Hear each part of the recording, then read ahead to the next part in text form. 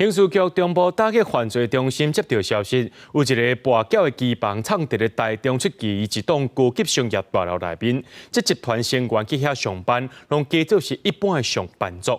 警方表示讲，这集团成员是以通讯软体用不明白方式招会员来签牌，落尾这阵人呢也以涉嫌营利跋筊等罪嫌移送法办。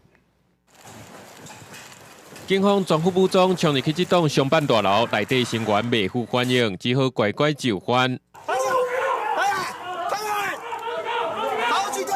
这看起来虽然是普通的办公室，员工拢穿写字咧上班，不过实际上煞是跋筊网站的基房所在。警方查出这个疑似死的男性咧带跋筊集团，用社群网站甲通讯软体报名牌的方式，先请人来加入会员，搁再说服地主，不法得利已经有9000万。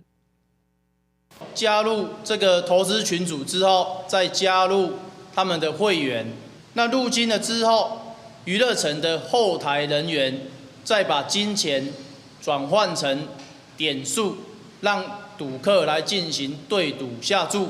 警方表示，欠款的工员用逐个月8万的租金共税这栋上班，就是因为这个管制严格，警方要查会真困难。另外，内部成员嘛假做是一般的上班族，伫同一栋咧上班的人拢讲，常常嘛会看到因公司的人咧出入。其实看得出来，怎么说？其实穿着跟整个的气质会不太像。其实你如果在这边，你看到跟一般的上班族会有些的出入。一律要求员工 穿着白色衬衫、黑色西装裤，来佯装成上班族进出这种高级商办大楼。警方伫现场超出现金8万外块，甲相关的证物，也若用来网络跋筊的电脑内底资料，已经互嫌犯拢总清掉。这个姓氏的主嫌甲成员拢总21人，拢总互依照刑法营利跋筊罪嫌来上班。记者综合报道。